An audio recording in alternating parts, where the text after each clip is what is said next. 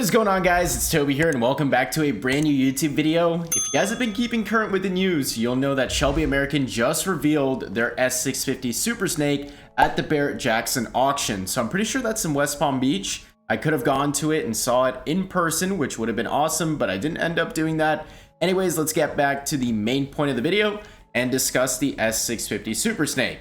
So we're going to begin with the cosmetic upgrades. Obviously, you get this brand new bumper that comes with it, and it has all these inlets for more airflow. So you're going to get more cooling for your engine, your transmission, and your brakes. It looks like the brake ducts are there, and essentially they're getting more cooling with the design of the bumper. So that's pretty cool. I almost totally forgot to mention this, but with this new Supersnake, you do get cosmetic upgrades in the interior as well. So you get these Shelby seats. They look actually super nice.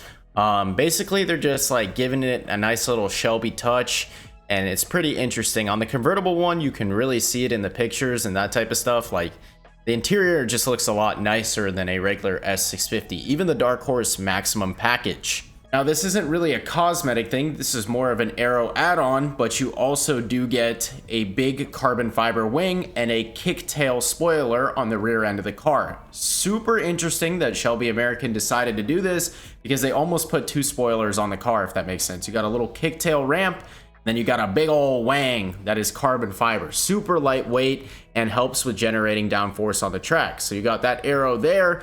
You also got, I don't know if you would classify this as cosmetic, but it's basically more aero. You got a splitter in the front, kind of looks like a GT500 type of canard deal on the bottom there, and the winglets, and then you have side skirts. So you got this whole cosmetic package on top of the S650 body style. Looks like you also do get a new hood, which is for the S650, obviously. The Supersnake, it gives it that styling. It kind of reminds me of the GT500 hood, and it has a little bit of a bump to it, so it looks like a cowl almost. Now, if you're wondering what type of wheels those are magnesium wheels, which factor in some weight reduction. They're super light, they reduce unsprung weight, and obviously this is going to help the car perform better. The less weight you have on it, the faster it accelerates in a straight line. And honestly, you probably do get some handling improvements instead of having these big bulky wheels all over the car. So super lightweight and strong wheels all around. I guess that pushes us to the next topic we should cover here, which is the performance. So you have a bone stock Gen 4 Coyote, right? You can get the Gen 4 Coyote in the base model S650 Mustang. Same exact engine, but what did they do? They took a Gen 6 3-liter Whipple supercharger and slapped it on top of there on a stock motor. So you're still getting a stock motor, but obviously this positive displacement supercharger is going to increase horsepower to 830 to crank. I don't know what the wheel horsepower numbers are, but it's probably roughly around 750 wheel. This is on 93 octane, which is pretty decent, but it is just a slap-on blower kit stock motor. Obviously, you're going to be confined to the Whipple tune with this, or maybe Shelby American is going to have their own tune. I honestly don't know. I don't think they covered the details on that, but if you guys are aware, S650's tuning strategies haven't been unlocked, so you can't tune the car unless you go with a Whipple kit and the Whipple tune, because Whipple has a special partnership with Ford where they allow them to access the ECU and tune. That's how you get it to. And I wonder if Shelby American is going to have their own tuning for their setup on the Supersnake. Otherwise, you know, it's not the best, and you're going to be stuck with whatever boost level it comes with. So usually that's a very conservative amount of boost, right? This car comes with what, 480 to the crank, completely naturally aspirated. And when usually you do a starter Whipple kit, you start on 6 to 7 pounds of boost, and that's what you're stuck at. And the tuning's not that great. So if it's not the quickest thing in the world, don't be surprised, because until the aftermarket tuning is unlocked, you're going to be confined to that canned tune. Now, this thing does sound pretty sick. I do hear a subtle whine within the clips that Shelby American provided, and the exhaust sounds pretty nasty. So on top of having this Whipple kit, you also do get an upgraded heat exchanger. And I think they said they also implemented an upgraded radiator as well. Obviously, this is going to allow the car not to heat soak and perform better both in a straight line and at the circuit. If you're doing laps at the circuit, the car is going to get hot with that small heat exchanger and that small radiator. But if you open the size up, you're basically increasing cooling, and the car will perform better and be more resistant to heat soak and that type of stuff.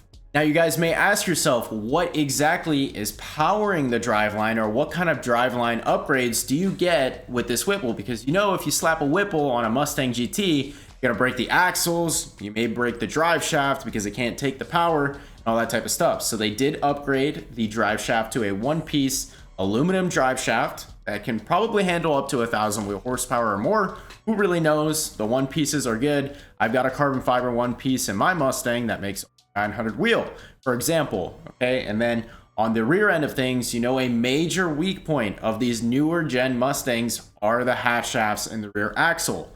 Well, they upgraded the half shafts to the Ford Performance ones. You don't have to worry about snapping an axle if you take this thing to the drag strip and launch with it. Now, here's the thing that we need to discuss. Is the car really worth the price? Well, Shelby American hasn't released any sort of price detail whatsoever. I can tell you guys this. 2022 and lower Supersnake, or even 2023, retailed for $140,000, including the car. If you want just the kit, it is $80,000, and it's hard to justify the price, right? For a brand new Supersnake, that's putting you in GT500 territory. Same retail price, you could get a track package GT500. So why would you get a Supersnake that has a stock motor, a stock Coyote, that can't really take as much power as the GT500 with a blower on it? I could rebuild and replicate the same exact Supersnake minus the body kit for around $10,000 to $15,000, right?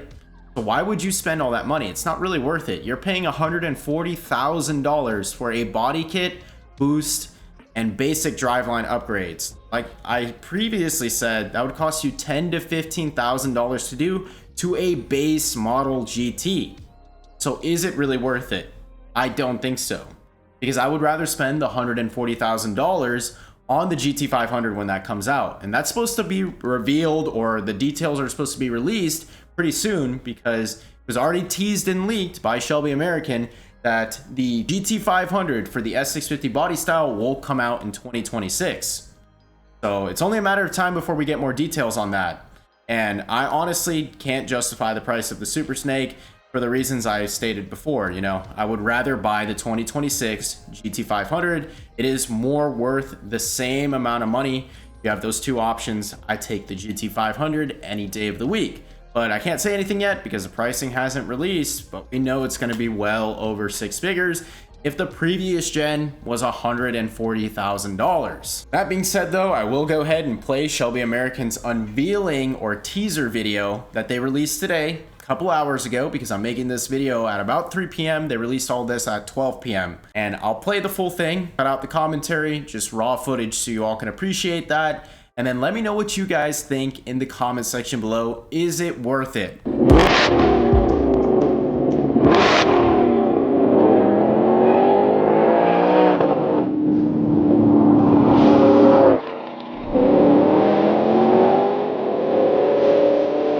I'm Vince Unveiled.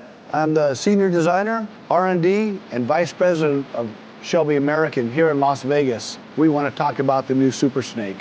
This is where it all starts, right here. From a driver's perspective, the 2024 Supersnake is really the most developed car we've ever had. From a driving experience, it's no one-trick pony. This thing does everything well. It stops, it turns, it goes in a straight line. It's just a bad boy in every way. And then when you look at it, oh my. So on the new 650 Supersnake, we went with the Whipple system on it. Very linear power. We're going for the 800 plus. We wanted to do things that were a little bit over and above what we've done before. The 650 was a platform that we got that we said, you know what, this is all new. Let's have some fun with it. And you know what? I think we got a home run here. I think it's a car that people are really gonna like.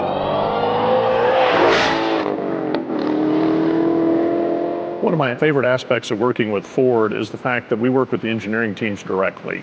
And we get to find out some things that they wanted to do on the cars sometimes that maybe they weren't allowed to or maybe able to on a mass production scale.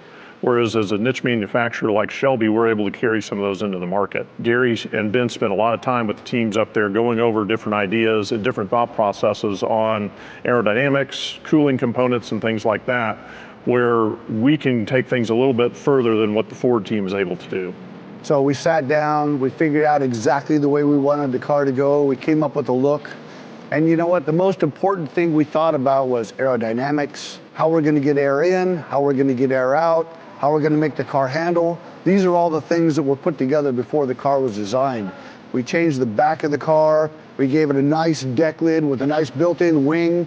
When you put one of the Shelby Supersnakes next to the regular 650, it doesn't look like the same car. It's in a whole different category, which is where we want to be.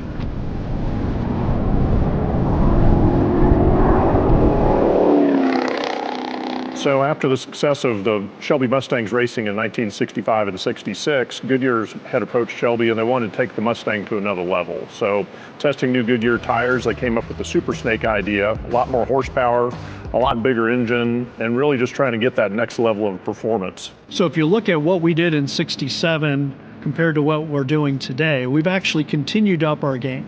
So in 67, it was primarily more power. Fast forward to 2007, it wasn't just power, it was actually wheels and tires and brakes and suspension work and things like that that took it above and beyond in a new hood.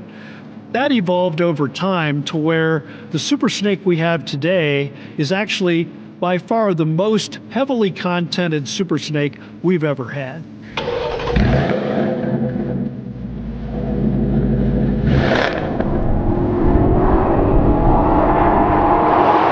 We tried different suspension systems. We're working with different sway bars. We're changing algorithms on the Magneride system. All these things we put together. You know, you can make power, but I want to see you make it work on the track. And that's what's very important to us. And that's the way Shelby does it.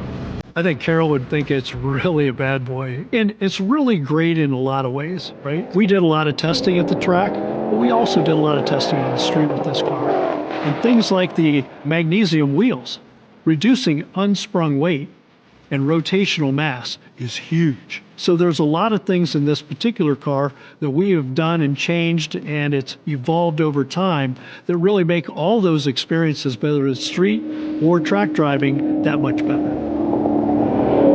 We wanted to do all the performance stuff we could to this car, but yet make it to where it's a car that's just a thing of beauty. We don't want it to look like we added anything onto the car. I want you to look at that car like this is the way that car came from the factory.